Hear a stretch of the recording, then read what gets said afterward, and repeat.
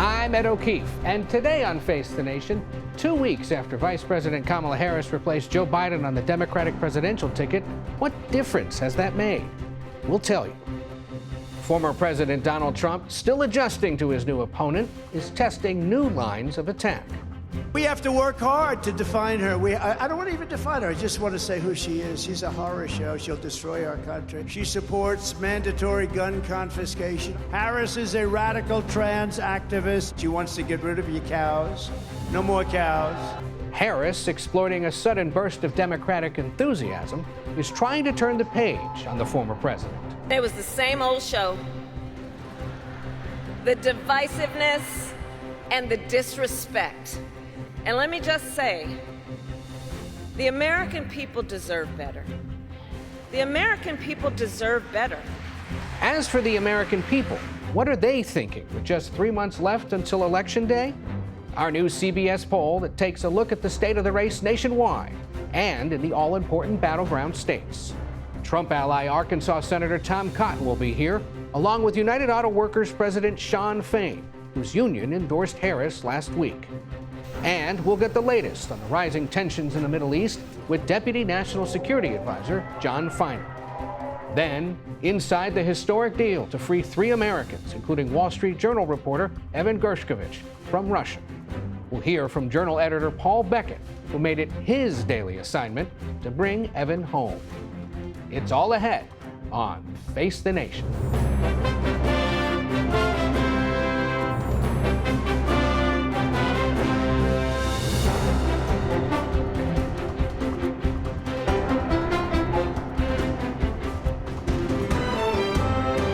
Good morning, and welcome to Face the Nation. Margaret is off.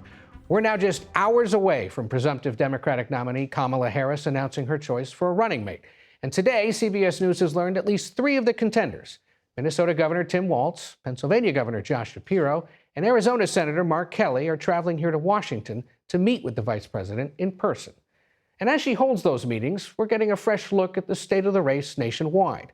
A new CBS News poll shows Harris has something President Biden never enjoyed this year: a slight edge over Donald Trump.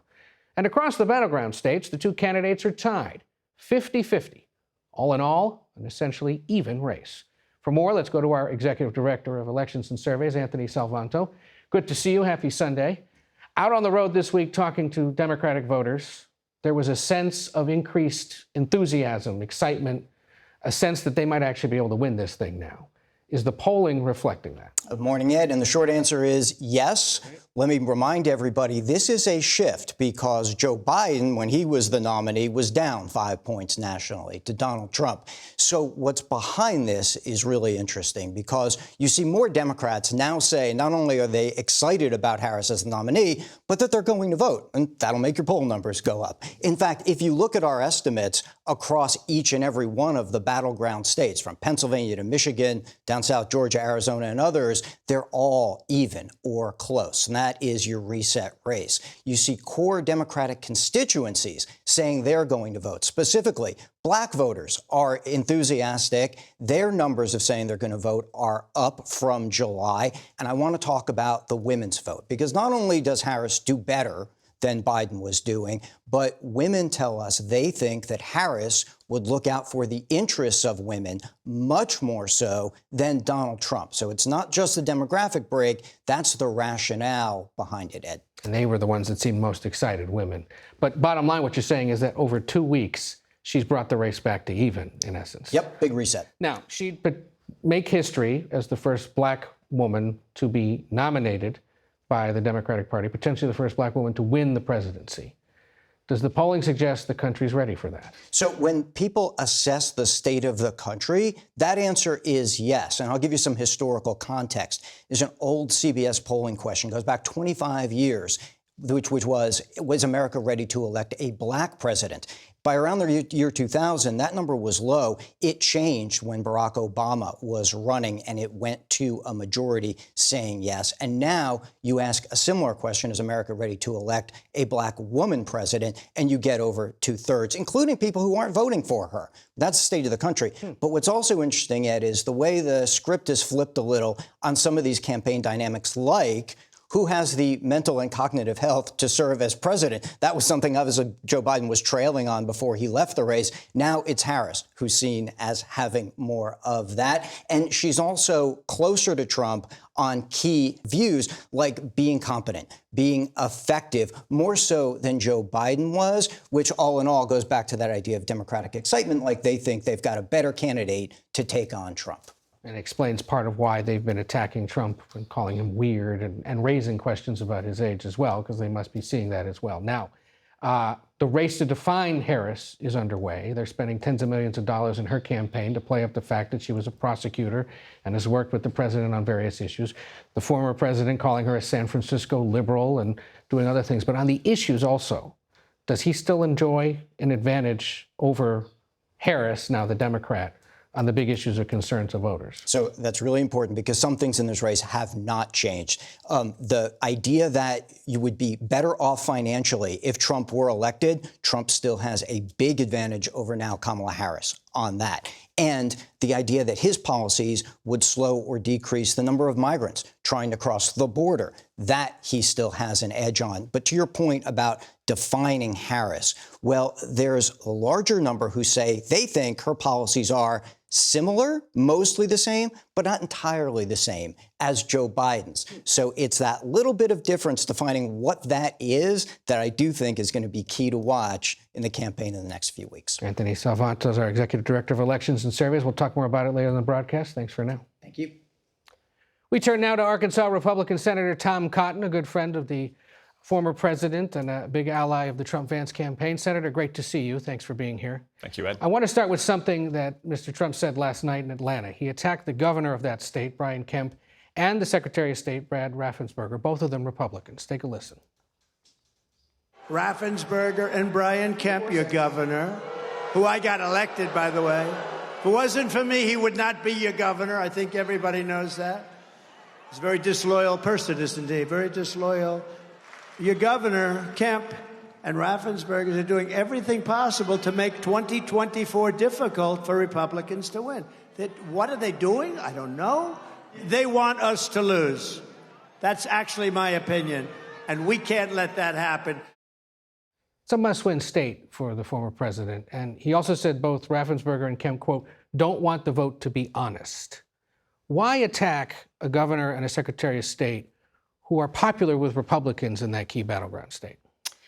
Well, Ed, I think it's obvious that those guys have their differences, and they have had them for a long time. But what they agree on, what we all agree on, is what a disaster Kamala Harris would be as president. She is a dangerous San Francisco liberal who wants to do things like take your health insurance away on the job and give it to illegal aliens because she wants to decriminalize illegal immigration into this country. That's just the small tip of the iceberg of her radical views. So obviously they have their differences, but we're all united in the need to stop Kamala Harris, because if you think the last 4 years have been bad for your family, the worst is yet to come if Kamala Harris gets elected president. And Governor Kemp made that point. I want to defeat her as well, but stop attacking me, focus on the issues. He continues to not do that. Do you think he's underestimating the potential strength of the Harris campaign now that she's at least brought the campaign back to even? No, I think we always knew this campaign was going to be a close race. But remember, she's only been the nominee for 2 weeks now. She hasn't answered a single question, not one single question by the media, Ed. She's only had one single unscripted moment Thursday night at Andrews Air Force Base, welcoming those hostages back. And she served up the kind of incomprehensible word salad for which she's become famous. When she has to encounter the media, and I'm sure you're going to insist that she does, she's going to have to answer for things like why she wants to eliminate oil and gas production in this country, why she wants to ban gas-powered cars, why she wants to confiscate private firearms. So we knew this race was going to be close all along, whoever the Democrats wanted to put up against President Trump. But Kamala Harris has only been the nominee for 2 weeks and hasn't answered a single question. When the American people get a better look at her and her radical positions, I think you're going to see that they don't want her to continue the Biden-Harris legacy. I appreciate that you're critical of her not doing more interviews and engaging in more unscripted events. You've just done a decent job there of explaining the potential policy differences between the former president and the vice president. But Trump doesn't do that himself. No, Ed, I dispute that. But he wants, let's hold on a second. What earned him the most attention this week? Questioning whether or not the vice president is black. That became the big focus on him this week, instead of those conversations about policy that you suggest should be the focus of the campaign. No, Ed, I dispute that. I watched his conversation at the National Association of Black Journalists. I watched last night at his rally in Georgia. The vast majority of that time is spent contrasting his record of peace and prosperity and the Biden-Harris record of high inflation and a wide-open border and war and chaos around the world. I know you played a clip of him airing differences with other Republicans, but the vast majority of it was what you showed at the beginning of this show when he talks about Kamala Harris' record of being a radical trans activist or wanting to ban cows or ban oil and gas production. That's where President Trump's focus has been throughout this campaign. And as the American people start getting answers from Kamala Harris, which, as you said, I'm sure you're going to insist upon. You got shamed by the White House last month for having the temerity to ask about Joe Biden's age and infirmity. They're not going to like what they hear. So I think it's incumbent upon the media to hold Kamala Harris to the same standard that every other nominee who earned their nomination has ever been held to. Donald Trump in 2016, Barack Obama in 2008, they all had to go through more than a year of testing at town halls and VFWs and debates because they earned the nomination. Kamala Harris had it given to her. For 2 weeks, she's dodged the press. She can't dodge the press for another 13 weeks. Are you personally okay with him questioning whether she's black? Ed, he wasn't saying that what matters is how she identifies as her race. He explicitly said he didn't care. One was fine, the other was fine, both was fine. She identifies as a dangerous San Francisco liberal. That's the danger to the American people. All right, well, let's move on to some other things. Last night, the former president congratulated Vladimir Putin for the prisoner exchange, suggesting that he had extorted he has in recent days suggested that he extorted the United States by getting this deal. You yourself haven't actually weighed in on what you make of this agreement. Do you agree with the former president that Putin got a better deal here? Well, of course, we all join in the joy for the family and friends of the American hostages that were released. We're always welcoming them back. Unfortunately, that joy is tempered by the reality that there are going to be more hostages in the future, and families are going to have to grieve for their absence in the future because Vladimir Putin, just like the Ayatollahs, have played Joe Biden and Kamala Harris like a fiddle. I mean, there's even reports suggesting that Putin specifically took Evan Gershkovich hostage because of previous failed hostage exchanges between the Biden-Harris administration and Russia, because he was a prominent reporter for a prominent global media company. What you see now is that there's a market for this kind of hostage taking. That's why the Ayatollahs take hostages, because they got $6 billion from Joe Biden. You didn't have that with Donald Trump. He got more than 50 hostages back to the United States without paying a dime of ransom or having any high-profile prisoner exchange. He also was willing to use our military to conduct hostage rescue missions, another thing that Joe Biden has never done. So, of course, we join in rejoicing at the return of the American hostages, but we have to realize that if Kamala Harris is elected president, it is once again going to be open season on Americans overseas. What would a deal under a Trump administration have looked like? Well, part of the point is that you might not have had these hostages taken in the first place. There's Wall Street Journal reporting that indicates that the Germans went forward with this now because they believed that Vladimir Putin was scared of Donald Trump becoming president again. Again, we don't have to speculate. Is there a guarantee that no American we don't have to speculate what it would look like in the future. For the first time in 100 years, we have the record of a former president to compare to the Biden-Harris administration. More than 50 hostages returned under Donald Trump, not a dime of ransom, and no high-profile prisoners exchanged either. All right. Senator Tom Cotton of Arkansas, it's good to see you. Thank you for being here. We appreciate it. Thank you, Ed. Face the Nation will be back in a minute. Stay with us.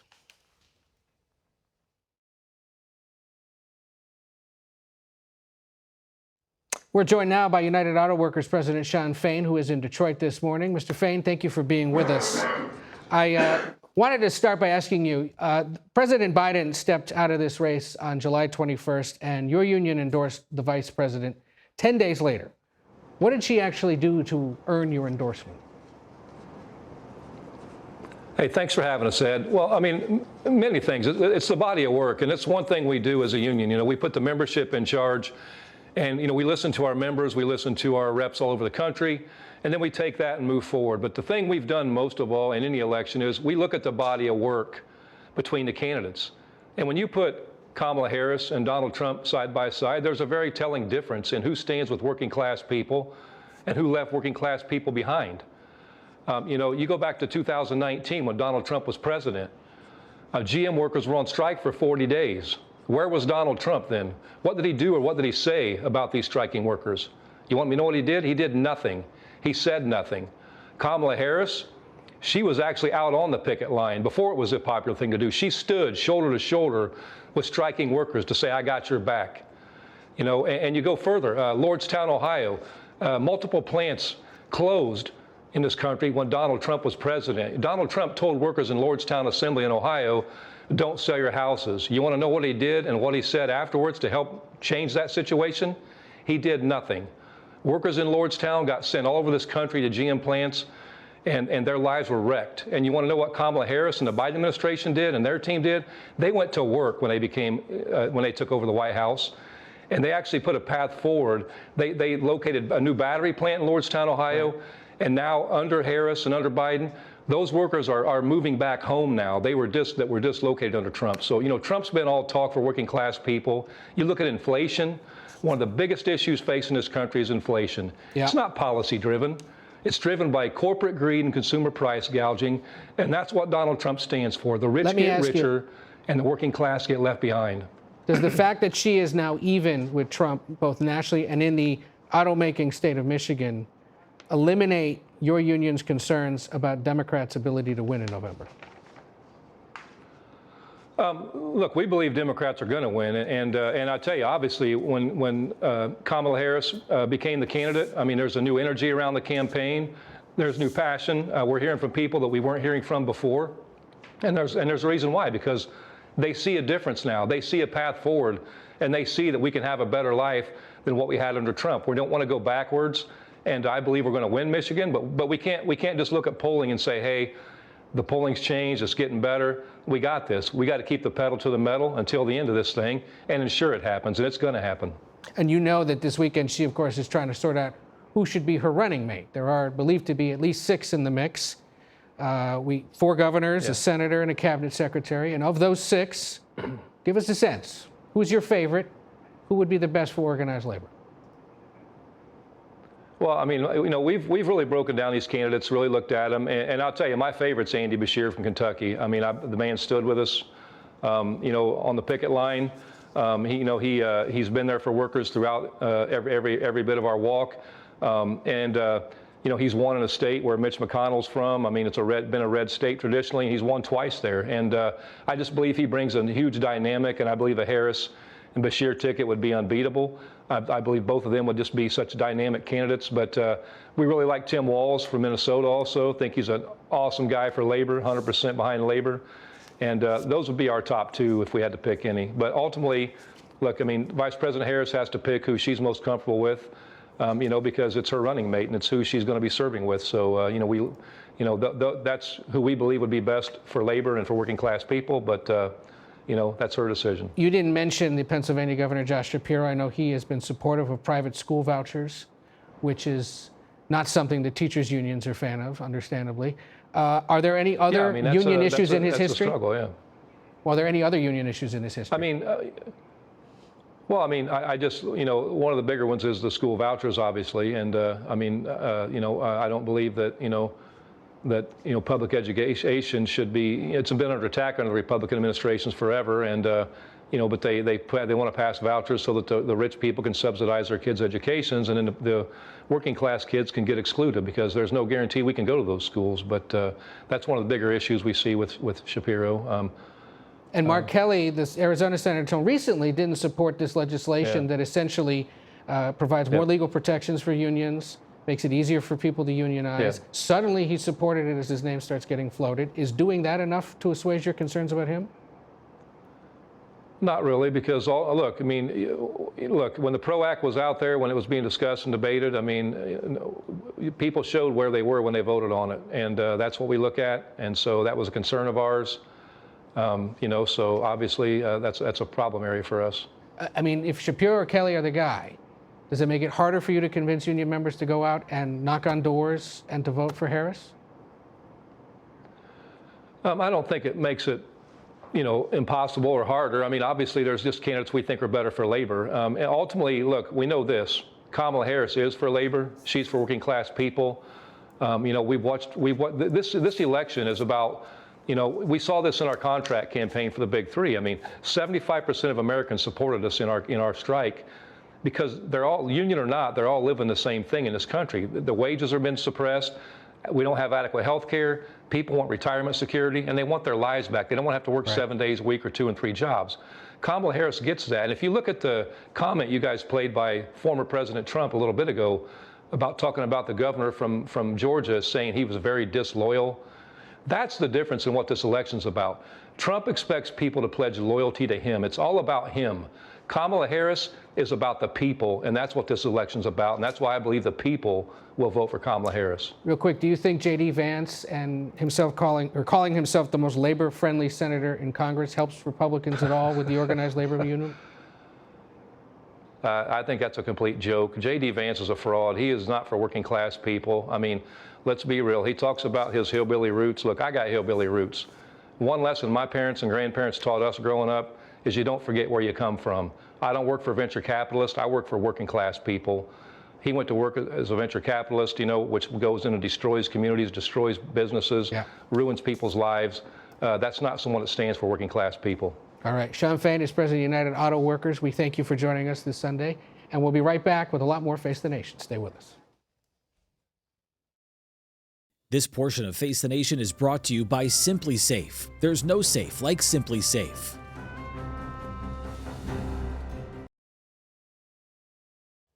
We turn now to the historic prisoner swap that freed the Wall Street Journal reporter Evan Gershkovich from Russian captivity.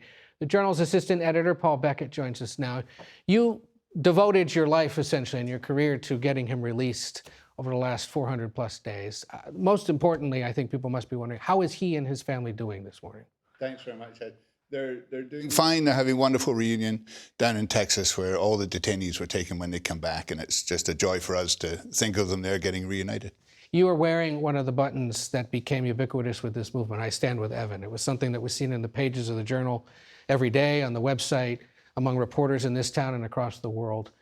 Talk to us briefly, and we'll talk more about it after the break, about the decision to be so public about his case, when in most instances, detained Americans, it's kept a little quieter. Very, very early on, someone in the government who we always be grateful to for this advice said, there's a time to be loud and there's a time to be quiet, and now is the time to be loud. And so we stayed loud until we knew the time to be quiet, and that time to be quiet was Wednesday and Thursday of this week. Because it ultimately led to his release. Correct. And it earned the assistance of world leaders, of celebrities, but most especially Evan's mother. She's an extraordinary advocate for him. The whole family has been. And, you know, she was, in her own way, a power player in getting this done. And we're just so grateful to everybody who contributed. CBS, high among them. You know, everybody came out and said, we stand with Evan too, and that meant the world to us. We do, and we did, and we do, and we'll talk more about it in a moment. Please stay with us.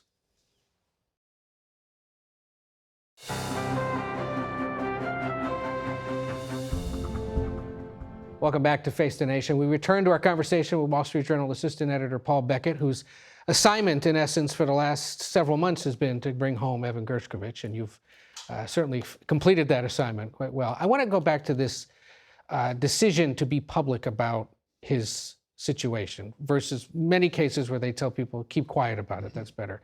Was there ever a concern that by being so public, it potentially put him at greater risk, or that it put other colleagues, either at the Journal or at other publications, at greater risk? There is a fascinating argument around that. The Russians didn't give us much of a choice because they came out and said he is a spy. Total nonsense. But what were we going to do then? I mean, we had to very, very quickly and very loudly make it very clear to the world that he works for the Wall Street Journal and the Wall Street Journal only. So to some degree, that became academic. I do think the Biden administration had an idea of what it would take to get him back from the moment he was seized. And I don't think that changed for all our noise. I don't think the dynamic changed. If anything, maybe it expanded the aperture so that 16 people came back. Mm-hmm. We were talking about this a little in the break. You're working with an administration to get a colleague home, but at the same time, as any good American newspaper does, aggressively covering and scrutinizing the exact same people that some of you at least had to be on the phone with. That had to have been a little awkward at times. We tried to separate the two as best we could, and appropriately so. We had the newsroom who was covering the story, and we have written a huge amount of tremendous journalism on the case and related cases and the dynamics and everything. We've covered it very aggressively as a story.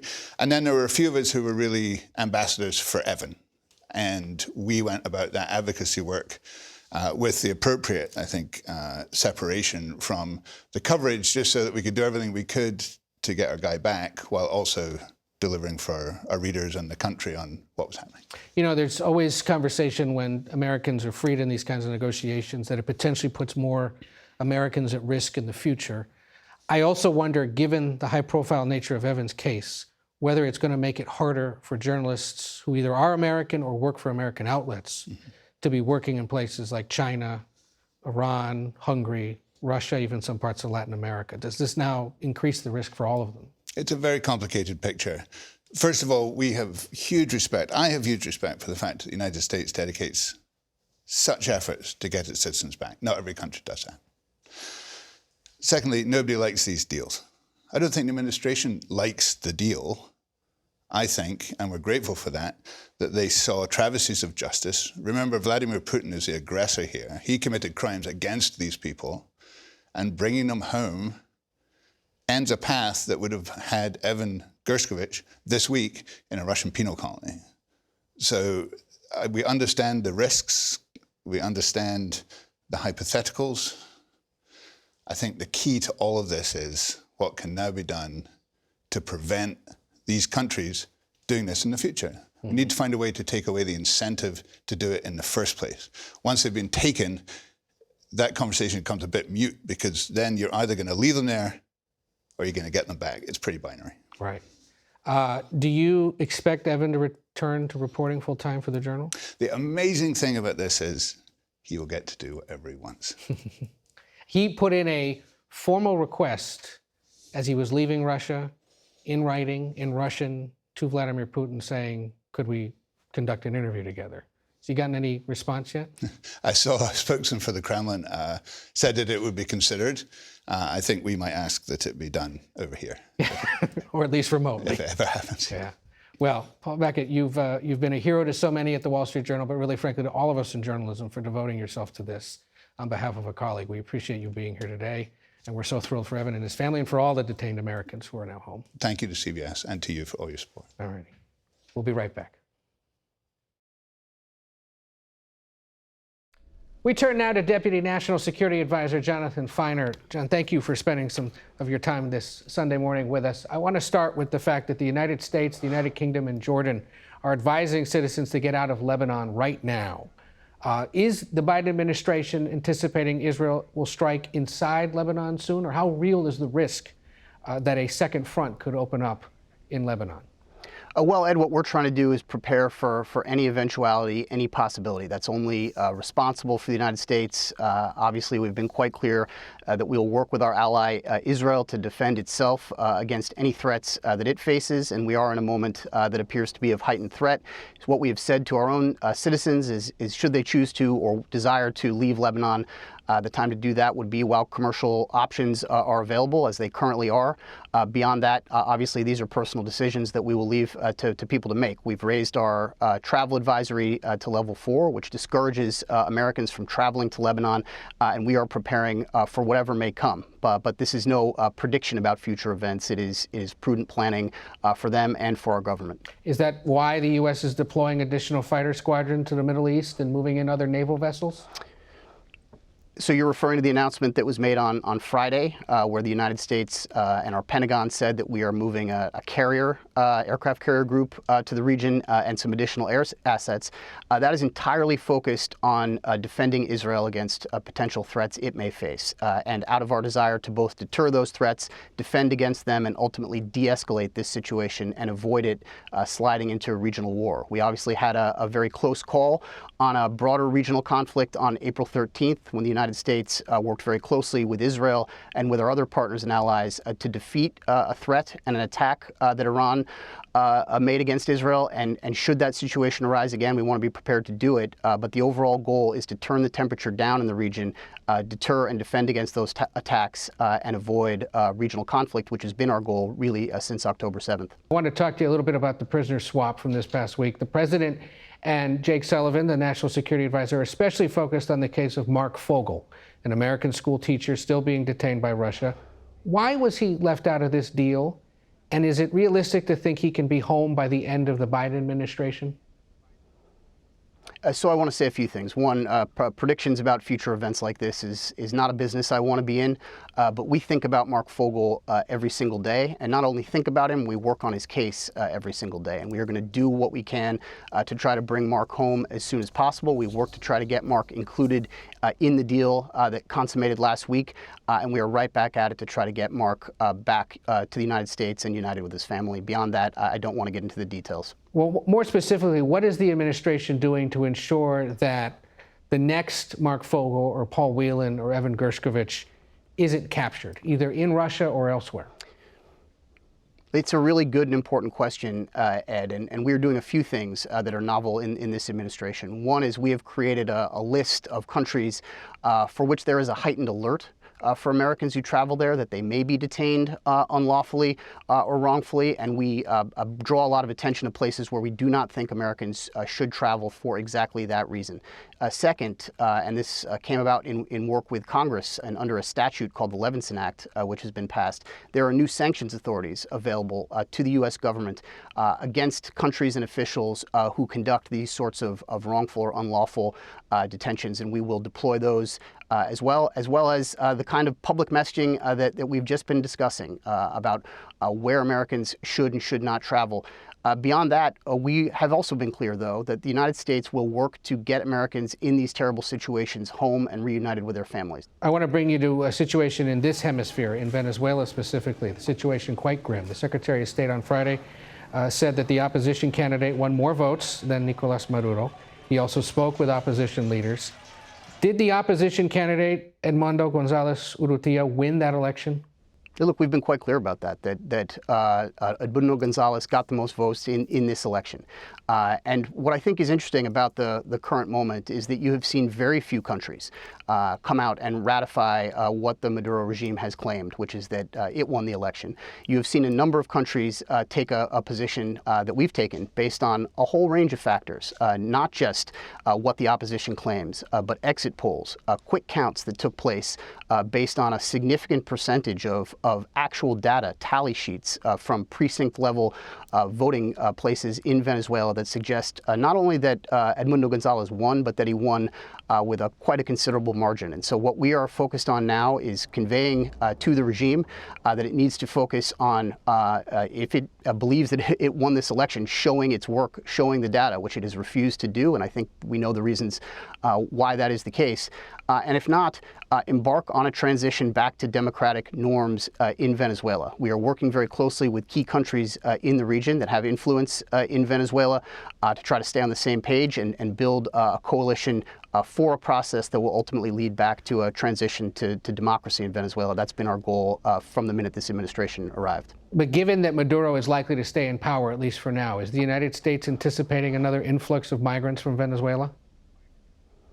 I guess we'll have to see how that all plays out. I mean, one of the things that we've been quite clear about as well is that the detention of anyone involved in protesting peacefully against what the regime has claimed is not acceptable to us.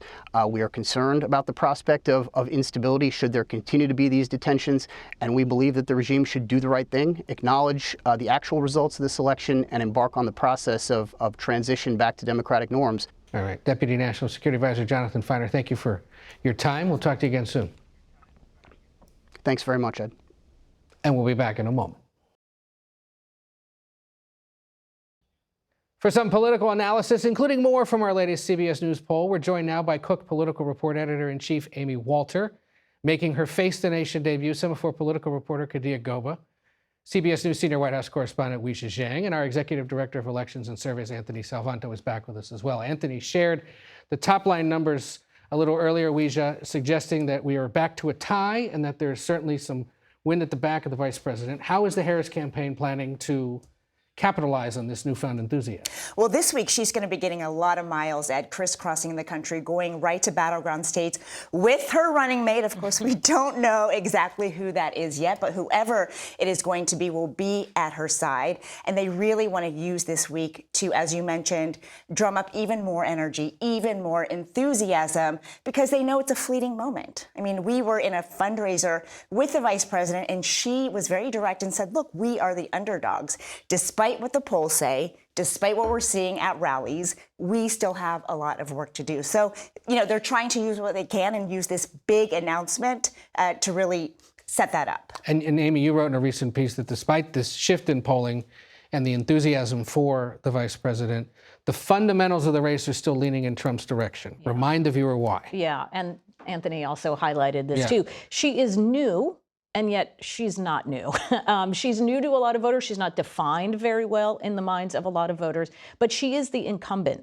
And the incumbent party right now has a lot of baggage, notably the frustration about the state of the economy, what we saw in the CBS poll, what we're seeing in other polling like the Wall Street Journal poll, where Donald Trump still has a sizable lead on who do you think would do a better job on the economy, who would do a better job on handling the border. On the question of who has better temperament to be president, Harris has a significant advantage there. Yeah. And this was the case that the Biden campaign had been making for months and months and months, right? If we can make this election a referendum on Trump, rather than about a referendum on the current state of the economy, then we have a real opportunity to win here. What Harris has been able to do is not just get the energy up among the base, but the focus is now back onto Donald Trump. And thanks to this interview here, the reminder that when the focus does go back onto Donald Trump, it doesn't always end well for the campaign and the campaign message. I thought it was telling. The one thing I heard Senator Cotton saying is,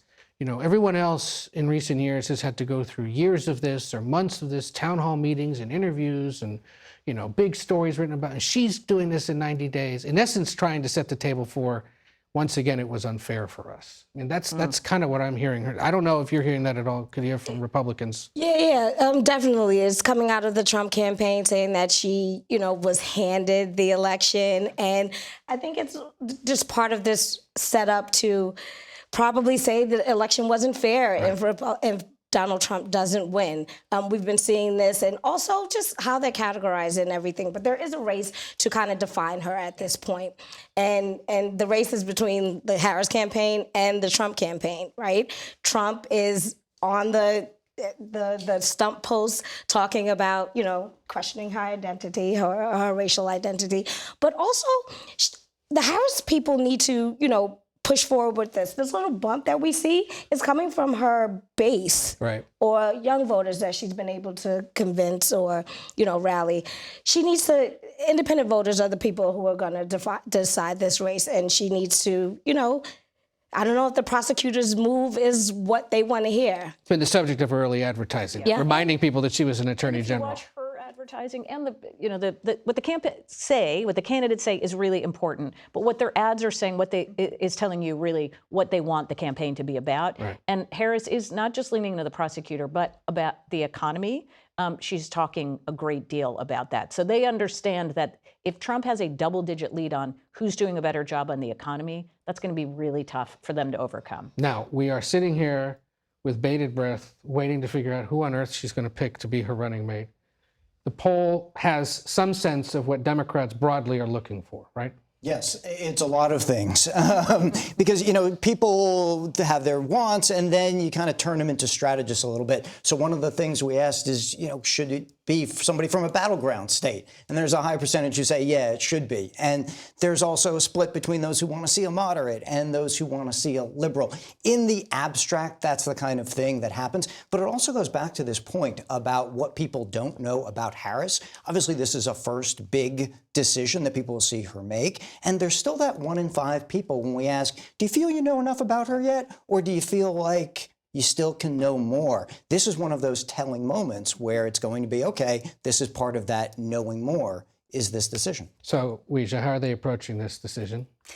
Well, this is a very short time frame for the vice president. What has been communicated very clearly is that we should actually not expect a decision by the end of the weekend, because she's been on the road. She's been very busy with small windows to really focus on this monumental decision. And so, we know that she is meeting in person with at least 3 Democratic governors at her residence here in Washington today. We also know that she's having interviews in person and virtually with people who are not in the media, who are not confirmed as big, headliners, because she is taking this extremely seriously. To underscore, so what you're saying is there are names that have not been mentioned in the press who are being interviewed. Mentioned in the context of going to the Naval Observatory today and sitting down with her face to face, because it's easy to assume, well, that must mean they're on the shortest of the short list, but that's not the case. Right. So, she doesn't have a lot of time. Aides have been really frustrated. They wish they had much more time, but this is the way this is all played out. So one thing I've observed from the vice president is what really matters to her is her rapport with people, is chemistry. So it might just come down to that. But at the end of the day, we all know it's who's going to help her win and who's going to bring to the ticket what Joe Biden is leaving behind. So that's And yet, historically, ultimately... Do they matter? Do they not matter? It usually is not as significant. We love it because we love politics, and this is part of our day-to-day life. I don't think for voters, they're not viewing who they're voting for president through the lens of the vice president. But what it does do, especially for people who don't know much about Kamala Harris, it's her first major decision that she's making as an executive. So tells you about her, not just her thought process, but the kind of person she wants to lead with. And for somebody who's not very well defined, to have somebody, whoever she picks, the definition of that person is also going to help define her. So right now you see the Trump campaign leaning into, she's liberal, she's way too liberal, picking somebody who's more moderate or centrist. The goal then, of course, would be to say, oh, well, there's some guardrails around that. And that was a lot of the discussion we were all having before Trump made his pick, right? Is he going to pick somebody who's going to put the guardrails around Trump for voters who say, I don't know, Trump's personality, his style's a little much for me. Instead, Trump leaned, he went way into somebody who had those same style, that same personality, that MAGA sort of thing. Yeah, to your point, he said that in the interview at NABJ the other day. I have that footage that I want to show people. Let's play what he had to say about J.D. Vance.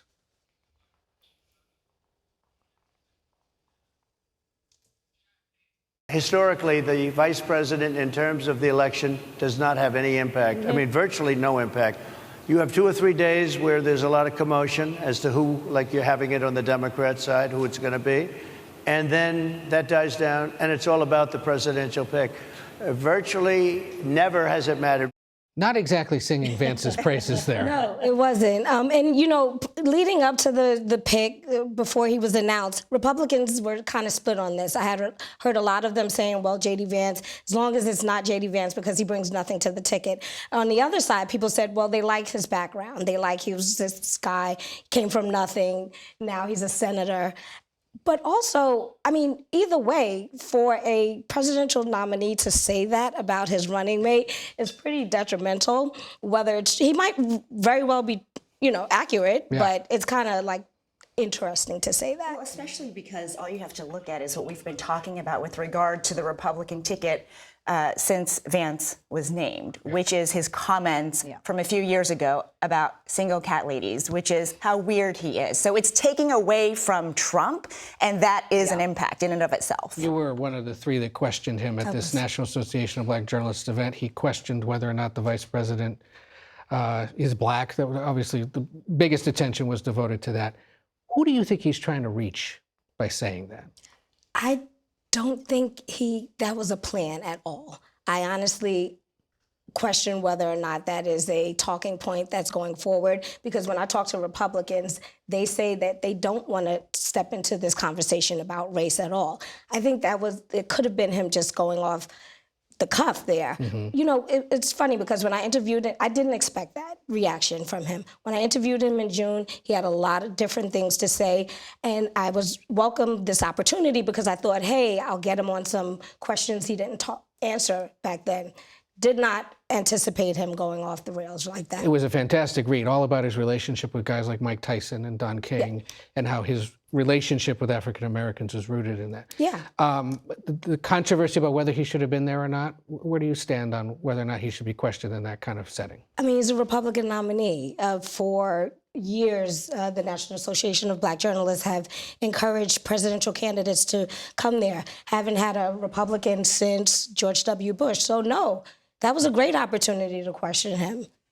We got to leave it there, unfortunately. But Kadia, Weijia, Amy, Anthony, we sit with bated breath on the running mate decision. We will see where this poll takes us next. Thank you all for being here, and we'll be right back. That's it for us today. Thank you for watching. Until next week for Face the Nation, I'm Ed O'Keefe.